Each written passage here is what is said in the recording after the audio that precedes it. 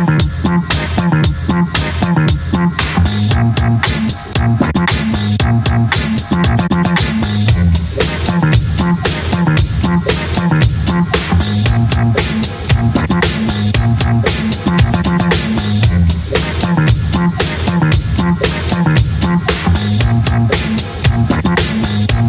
to the Power Factor Show.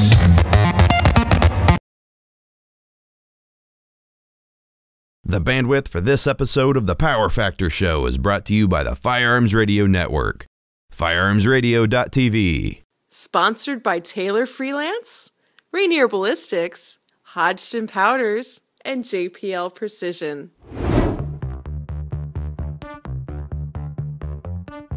Hi, welcome to Power Factor. I'm Larry, and we're going to do another segment on the new 2014 rules for USPSA.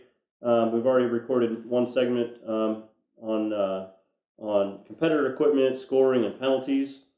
I'm going to talk about stage design, course construction. This is more geared toward those guys that build the matches.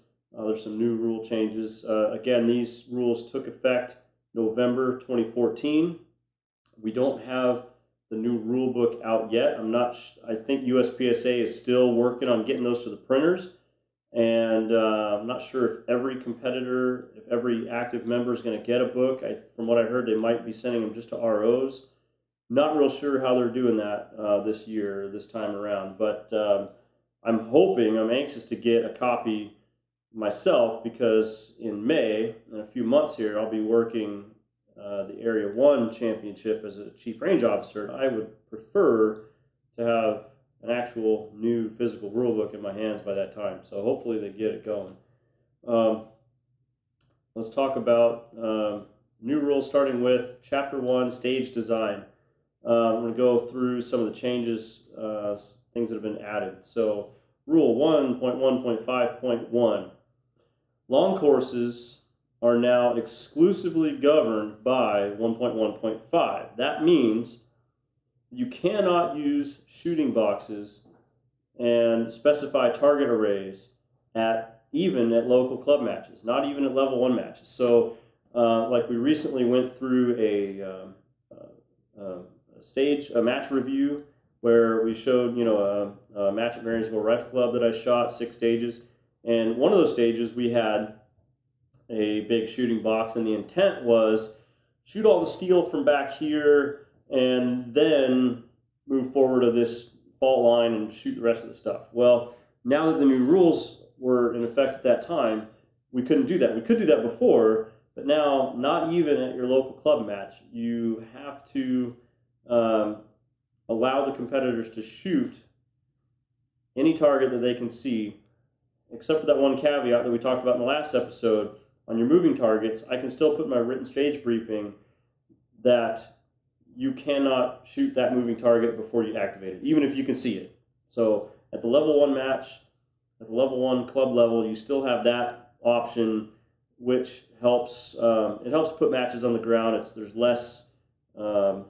more designs that are legal, and there's less equipment. There's less walls and barricades and things that are needed to construct a match. So that was designed in the past to help local clubs put on these matches. Now they've taken that away.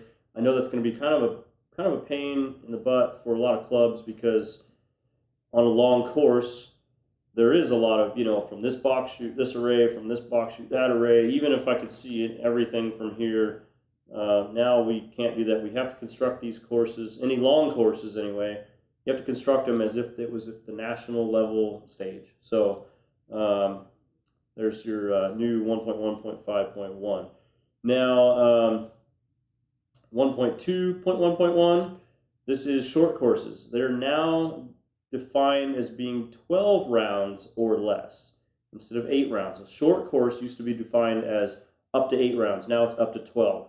The next rule, 1.2.1.2, medium courses. They used to be a maximum of 16 rounds was a medium course. Anything bigger was long course. Now we're up to 20. So now up to 20 rounds is now defined as a medium course. So now that plays into the first rule I just talked about, that I can still dictate which targets are shot from where in a medium course or a short course, but now not a long course. The long course is now above 20 rounds and up to 32 rounds. And the other change in Chapter 1 is the speed shoot, which is Rule 1.2.2.3. Speed shoot course of fire, you can specify engaging arrays of targets as long as competitors can shoot the arrays in any order and that individual target engagements are not specified. That is something added to the speed shoot course of fire, which is a special course, and we've had that for several years now. Now they just clarified a little bit more and giving you a little bit more flexibility on how to construct a speed shoot. On to Chapter 2, which is course construction. Rule 2.1.8.4, scoring classic targets must not be presented at any angle, at angles greater than 45 from vertical. So the classic target, now that's the amoeba target or the turtle target or the stop sign target. It is not perfectly symmetrical, but it is, the bottom kind of looks like the top. So the reason for this rule that they don't want it any more than 45 degrees from the vertical, it's so that you know that the A zone is always on the upper part of the target. If it's at an angle, it's always the upper part that's an A zone. Because the target is so close to being symmetrical from top to bottom. If you flipped it upside down, shooters would try to shoot for the center upper half to get their A zone hits, and they might be getting C's and D's. And so that's just a trick they don't want you playing on the competitors by putting those targets any more than 45 degrees from vertical. Now that is a rule that's been that way for a long time. Now the change here is that they clarified this and said that no-shoot classic targets may be presented at any angle. And that's obviously because I'm not trying to hit a certain portion of that target. I'm trying to avoid that target. And it's not a target, it's a no-shoot. So the purpose of that no-shoot is to obscure a part of the scoring target. And now that we've clarified that you're allowed to put that no-shoot at any angle in order to make what you're trying to make and in order to obscure a part of that target that you're trying to obscure. So now you're good to go there. Rule 2.1.8.5, appearing targets should be hidden prior to activation.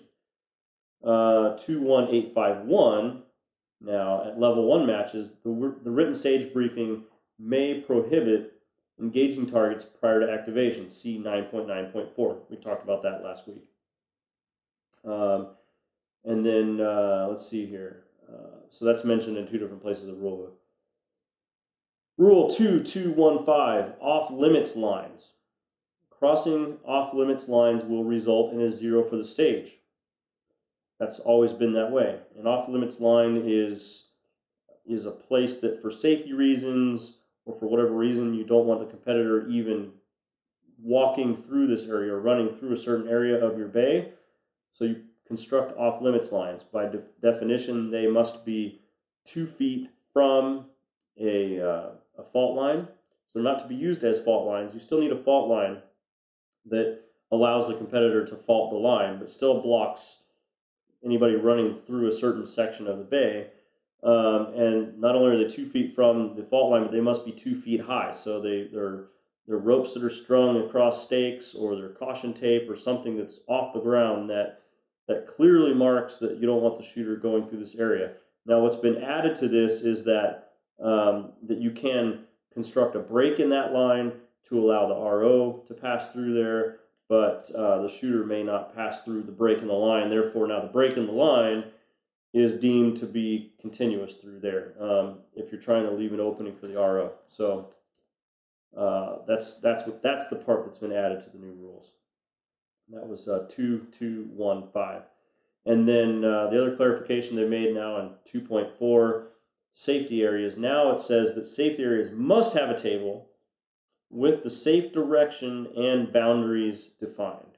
I suppose you could be 15 feet away from a barrel that's designated as the safety area at your club, and you could be 10 feet back and go, well, where's the definition of this safety area? So, if I'm at the barrel or at the table, fine. If I'm one step back, is that okay? Okay, you're drawing the gun and you don't want to knock it into the table. If I'm 2 steps back, 3 steps back, where does it become too far away? That's the question. So they've answered it now, saying that they want clubs to basically put fault lines saying, this is the safety area, and to indicate, I don't know how they're going to indicate. I mean, painting arrows on the ground, probably not. Probably something more like putting a target on the berm, saying, keep the guns pointed here into the berm. So now that's something that you guys need to do to be compliant with the rules, is to increase safety and to eliminate any kind of confusion. Add a little bit to your safety areas with some fault lines and some indication with safe direction. Chapter 3, course information. They now have a new rule, 3.3.1. In states where competitors are restricted by law to maximum magazine capacity, that magazine capacity will be the maximum allowed for all competitors in the contest, every division. Any such limitations must be made known to all competitors by the match director or the range master prior to the match beginning. So you got states like New York with, I think they still have a 7-round capacity limit. You could shoot open if you have a 7-round magazine. Everyone's capped at 7 rounds. The problem I have with the way this rule was written, one thing I don't like about this is it should say, or the division capacity, whichever is less. So you've got states like New Jersey, I believe, they still have a 15-round limit by state law. Well, according to this, everyone's capped at 15. What about production division? Am I still capped at 10? Well, yeah, you are, but this doesn't say that. So I think they missed the boat a little bit on the writing of this rule. I can see the intent where some states are restricting magazine capacity across the whole state. When they're doing that, they're generally 10 rounds, or in the case of New York, like 7 rounds. I don't think they considered a state like New Jersey, which was 15 rounds, being the maximum legal limit for civilians, civilian-owned firearms. So, they should have said, or division capacity, whichever is less, in my opinion. That should have been added to that one. Moving on to Chapter 4, range equipment. Rule 4.1.2.2. As before, scoring metal targets must be a single color, preferably white. That's what it has always said. Now they've added, you're not allowed to have that scoring metal target to be black, red, or green. So all your poppers and plates, they got to be painted one solid color and the same color for the whole stage. I could be wrong on that one, but they have to be one solid color. Now you cannot paint those black or red or green. The reasoning behind that, they say, is that black is traditionally the color for hardcover, to indicate hardcover, and that red and green are difficult colors to see for colorblind people. Personally, I see this as being also red and green and black are the color of your sights, right? I mean, if you're shooting iron sights, people have either a plain black sight or a red fiber optic or a green fiber optic. So I think that also stops people, match directors, people building stages from trying to be sneaky and try and make it difficult for shooters with the red fiber optic by painting all the steel red, for example. The part about the poppers and the steel plates being painted one solid color, that came from years ago on what we call polka dot poppers. Now, I don't think I ever saw one, but I'd heard about a white popper with red polka dots all over it. And you come up with your red fiber optic sight, or worse, your red dot optic on your open gun, and you're like, which dot is mine and which dot is on the popper? That was a sneaky little evil kind of thing that people would do setting up matches, trying to be evil to open shooters, but trying to be creative also and just be silly. So that was disallowed a long time ago. Now it's one solid color, and so now, like I say, no black, no red, no green on your scoring metal targets. 4.1.3, no-shoots may not have holes cut in them, creating a no-shoot port or no-shoot donut. There was a time where, on the scoring side of the target, you would see people with a utility knife cut out the C zone, or maybe just the A zone, or maybe the A and the C zone, and kind of make a port out of a single no-shoot target. Now, by rule, that's specifically disallowed. However, it doesn't say you can't take 4 no-shoots and make a port out of it there, so which I have done. So that is still legal, apparently, but you cannot cut a hole in one target and call it a port and still call it a no-shoot. Rule 4.2.1, you can only use one type of target, classic or metric, in the course of fire. It's always been that way. Now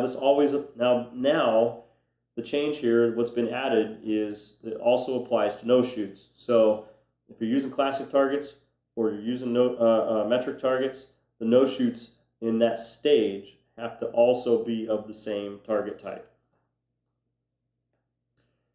Rule 4.3.1.5, they have clarified that evidence of a hit must be present on the popper if the shooter's calling for calibration. So this was not explicitly in the rules before, but a shooter could go through a stage and a popper could be standing, and maybe he didn't realize that he missed it, but he thinks, well, I must have, I thought I hit it, I didn't hit it, I don't know if I hit it or not, but the fact that it's not down, I'm going to go through this challenge the calibration process, and cross my fingers, and maybe, just maybe, it won't go down, and maybe I'll get a reshoot when maybe that shooter didn't hit it at all. So we now have in writing that says evidence of a hit must be present. Now, that means we need to paint the poppers between shooters if we're going to enforce that rule. And that comes up later. Let's see. I'm not sure where, but that does come up later, where it talks about if you have to or not. 4.3.1.6.1. We talked about this in the last episode. This is the one announcement I made at the beginning of our first match of the year when these rules had just taken effect. This is the one about steel plates. They are not calibratable, as I say, and that's the way I say it anyway. And so now, if a shooter drives a plate down faster than the RO can stop him, then you just continue on and just go through the stage, and that's it. The shooter finishes the stage. If the plate's down, it's down. Still, the RO should try to stop the shooter, because if I didn't just mention, that's by definition range equipment failure. If a plate is shot and it does not overturn or does not fall, that's range equipment failure. The RO should try to stop the shooter as fast as he can, but if the shooter was faster and drives it down, then you just have to let it go, and there's not going to be a reshoot. Like I mentioned in the last episode, if the RO is not paying attention to the same level for every shooter, I could see some competitive inequity there, but that's what they've got. I don't love it. I see the intent. I'm not in love with it, but that's what we got to work with. Rule 4.3.1.7.1. Level 1 matches are encouraged to paint steel, now here it is, whenever possible, but are not required to do so. Poppers that are not repainted between shooters can be challenged for calibration unless the RO determines that the popper was not hit. And basically what that means is, if you're the RO and you say, I saw you shoot at the popper, and I saw the dust and the berm go poof, and I never, I know where your hit went, and it wasn't even close. I know for sure you didn't hit that popper, even though there's the last 5 shooters have got hits on it since we last painted it. I know what I saw, and you didn't hit it, and you don't get to challenge that. It's calibration. That's how that one plays out. Yeah, I mean that's fine. That's kind of is it's not really subjective. Again, it is kind of there's some variables there if the RO is paying attention at different levels for each shooter, but hopefully that's not the case. But we're going to put faith in our ROs out there, and hopefully they're paying attention the same for everybody, and they're doing their best to give each competitor a fair shake at the stage. That's what we want. And let's see here. We're going to that was chapter 4. Let's go up to chapter 6, match structure. There's one little clarification here. You never have had to be a member to shoot USPSA. You could just come up and shoot at the local club. The classifiers, you don't have a membership, so nothing happens to your classifier. You don't get ranked. I shot that way for my first year. Now they've got something in the rules that says if you were once a member and have been banned, now you cannot shoot at any level, not even the level one matches, local club matches. If you have been banned by USPSA, you're done for good. And what they say in the rule is that headquarters will maintain a list of those people that have been banned. Well, hopefully you know, and you're going to know, if someone has been banned in your local area and they're still in your local area, you're going to know that guy. And if he shows up, then all the match directors for all the clubs are going to know that guy. Hopefully everybody's talking to each other in the section and nearby sections maybe also saying, if this guy shows up, he's banned. Otherwise, how are you going to call USPSA on a Saturday or Sunday and go, hey, I heard a rumor after the match got started that so-and-so's been banned, and there's nobody to call. So it's nice that USPSA has a list of those people, but they're not available on the weekends when most of these matches are happening. At a bigger match where there's pre-registrations and there's going to be time to figure this stuff out. But at a local club match, if somebody just walks on, hopefully, I mean, like I said, you're going to know the local guy that's been banned if that happens, which is pretty rare. But if that guy picks up and moves to a different area, it might take a while for that new club to figure out that this guy's been banned from the organization as a whole. So, I don't know, whatever. It is what it is. That's the only change I wrote down for Chapter 6. Chapter 8, the course of fire, in Rule 8124, with respect to Rules 8121 and 8123, safety, when it talks about safety, that means the primary visible safety lever, which is like the safety on 1911. Now, the safety lever must be on with the firearm in the holster. We've always known that. But now what we've added is it also must be applied when it's on the table. If it's a table start. That's always been assumed, and I think it's always been treated that way. But now it's in writing. If it's a table start and your gun has a manual safety, that safety needs to be applied even with the gun starting on the table, not just in the holster. Rule 8125, the grip safety may be disabled except in production division. And we've always kind of known that, but now it's also not only in the production division appendix, but now it's also here in the main meat of the rules here in Chapter 8. Guns like an XD, with a grip safety, those cannot be disabled. They have to be active. All safeties must be active in production. Rule 837, if clear, hammer down holster. That's one of our range commands. If clear, hammer down holster. They have added if clear, cylinder closed holster for revolvers. Revolvers, now we have it in writing, an official range command. We were supposed to say the range commands exactly as they're written. If clear, hammer down holster, when in reality, a revolver would just close the cylinder. Now we have that new rule, if clear, cylinder closed, holster. Notice it does not say hammer down. Revolvers are not required to pull the trigger if you and the shooter both confirm that the cylinder is empty. All they have to do is holster that gun. Another new twist on range commands is an 836. If you are finished, unload and show clear. That's always been our range command.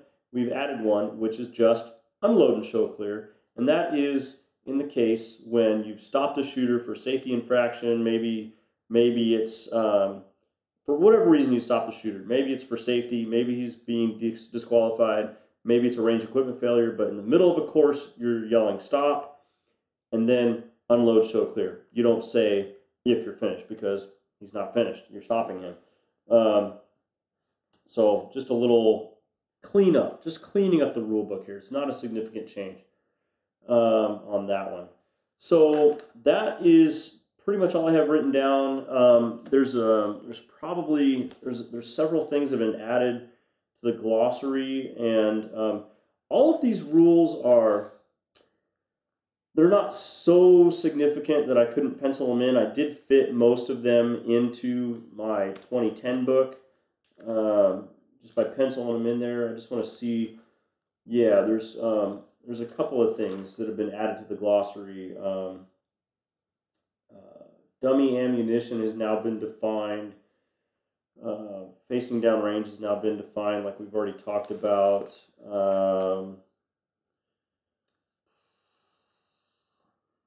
Some things have been clarified a little bit. Nothing super major, except there's one I do like, and that is view. The definition of view has been updated. It used to be a visual vantage point available at a location. Example, one of the ports, or one side of a barricade, etc. That was it. Now we have a new definition of view, which comes into play with no more than 8 shots per view. So a view is now defined as a range of sight or vision specific to an array of targets.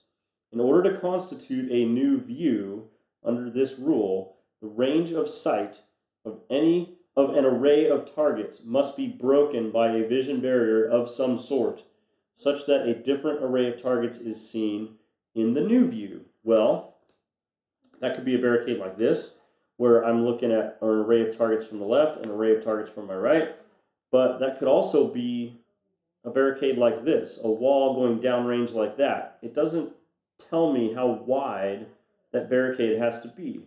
Now it's a 1/2 inch wide, or whatever it is for my piece of plywood or whatever you guys use for your walls.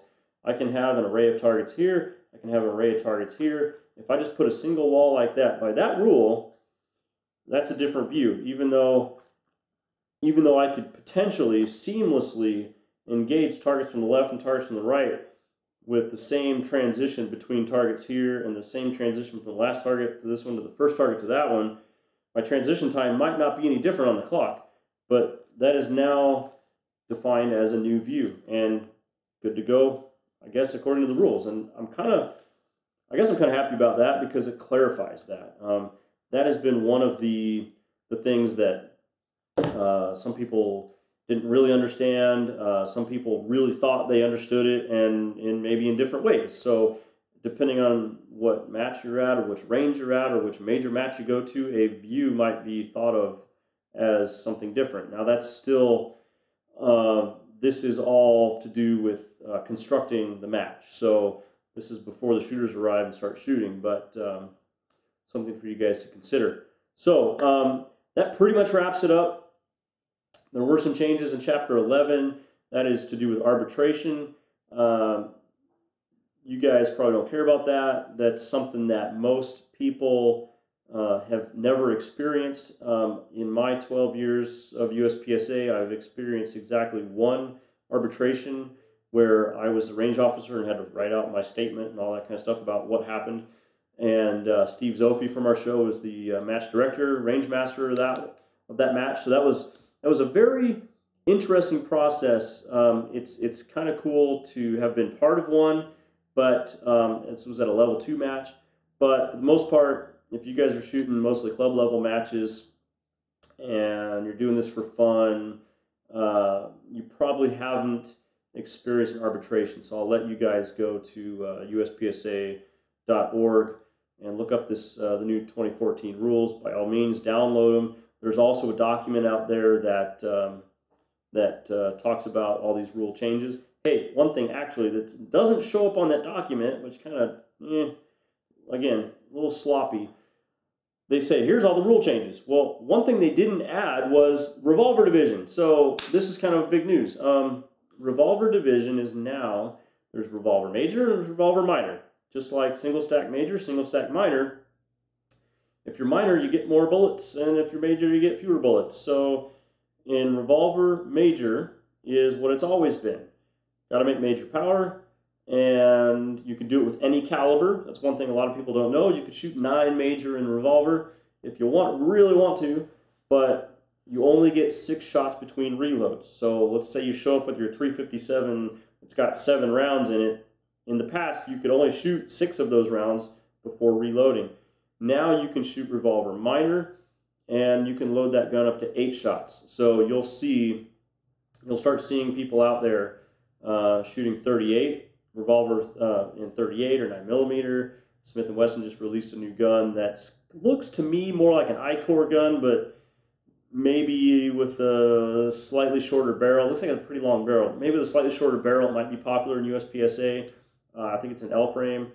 I think it's an L frame. It might be an N frame. I forget. But anyway, you'll start seeing that out there. So you match directors and just be aware of that. The minor revolver shooters are going to start coming out of the woodwork or changing from major to minor, shooting 8 rounds between reloads. So that's another major rule change this year. And that's pretty much going to do it for me on the 2014 rules between these 2 segments. Hopefully you guys learned some more about that. Go ahead and download that, like I said, from USPSA's website. If you have any questions for me about these rules and how they might be applied, go ahead and email us at powerfactorshow@gmail.com. You can check us out on Facebook. Please like our page on Facebook, facebook.com/powerfactorshow. And powerfactorshow.com is our website where there's filters on the side. If you want to look at just certain topics, you can click on that and it'll pull up to the top just those topics you're interested in. So that's a good resource for you. And hey, we're now part of the Firearms Radio Network as well. So there's many more firearms related shows on their network, and we appreciate them. Thank you very much. See you next week.